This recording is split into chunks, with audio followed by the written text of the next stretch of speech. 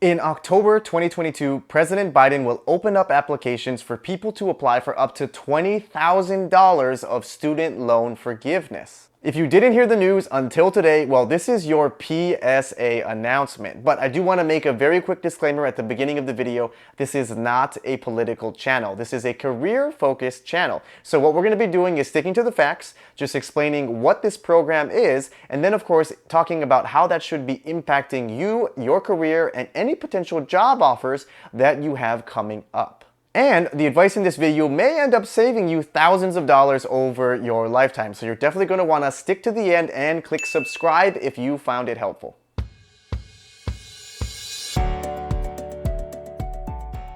Alright, so first let's quickly talk about what this student loan forgiveness program will look like as of today and kind of what the different parameters and requirements and stipulations are for this program. But either way, set a reminder on your calendar and in your phone to apply for this student loan forgiveness in October of 2022. This is a very important date. Now, one of the cool things to note is that the student loan forgiveness, if you do qualify and the money that you get, will not be taxed or be considered taxable income at the federal level. So it will not be taxable income on your federal tax return.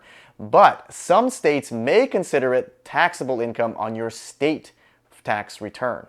So just make sure you do your due diligence and see if your state is one of those. Also, to qualify for student loan forgiveness, your individual annual income must be $125,000 or less, or if you're married and filing jointly, it must be $250,000 combined. Otherwise, if you make more than those amounts, you will not qualify to get student loan forgiveness. Also, if you refinanced your student loan debt into a private party at any point, that private student loan debt will not qualify for any student loan forgiveness. So if you are considering refinancing your student loans right now, I would wait to see if you can get money from the government before going ahead and refinancing it over to a private lender. Alright, so now that we've covered kind of what this program entails, how does this student loan forgiveness program actually impact you and your career today? Well, if you have any student loans from either undergrad or graduate school, this is obviously going to be a really good thing for you because you're going to get up to $20,000 forgiven. Now, what this also means is if you're considering accepting any job offers right around now, you're going to want to probably give a little bit more weight and value to any job offers that have a higher cash component than other aspects like stocks or options. If you have a lot of student loans from undergrad and grad, your first priority whenever you graduate and get a job should be to pay off those student loans. Some of my friends have student loans with interest rates up to 7%, which is crazy high, and you should be working to pay those off. So the more cash you can get in your job offer, either through base salary, sign-on bonus, annual cash bonuses, would be better for you. You need to be thinking about cash flow, because the better your cash flow, the faster you'll be able to pay off these student loans and reduce the amount of interest that you owe the government. I would not recommend taking a job that pays you a lot in stock or equity unless you truly believe the equity will give you a better return than the current interest rates that you are going to have to pay on your student loans. Now, in my case, when I graduated with my undergraduate degree, I had around $25,000 of student loans.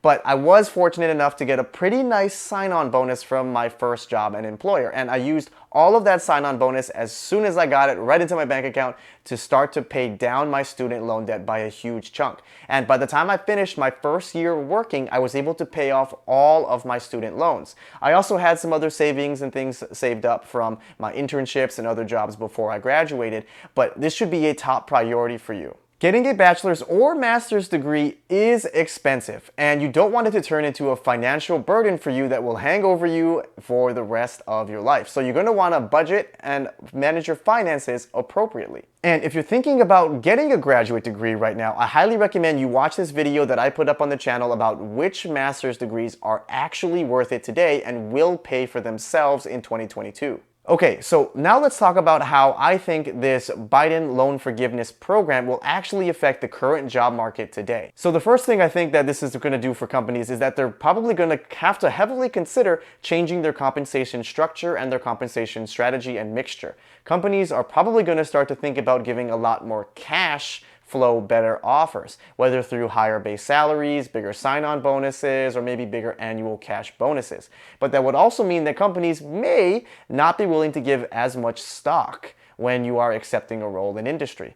Now, there are definitely pros and cons to either of these things because the cash flow is great when you do have these student loans, but if you don't have student loans, it's far better to get paid in RSUs or stock options because that's really where you end up making your money, is if you are able to stick with the company and it grows over time. I also think what may happen in the job market is that recent college graduates will end up taking offers from companies that have better cash options, like Netflix, which is a company that's known to give very, very high base salaries, but not really a lot of bonus or stock options. So as companies and candidates start to move more towards those cash-heavy companies, I'm sure the job market and other companies will need to pivot and adjust over time. But one of the other really positives about this student loan forgiveness program is that this should encourage a lot more people to go out and get college degrees if they felt that the only barrier to that was whether or not they could afford it. I think getting this financial assistance will be huge because it will allow a lot more access to people to get higher paying jobs in this country. So if you are on the fence about going to school at all and getting a master's or an undergraduate degree, this should hopefully give you a lot more reasons to go ahead and do that because a lot more doors will open up for you. Alright, well, we tried to do a different type of video this time and talk a little bit about current events and how it would impact the current job market. Let us know by dropping a like or a dislike down below so we know if you like this kind of content. Thank you all for watching, appreciate your time, and don't be afraid to shake things up.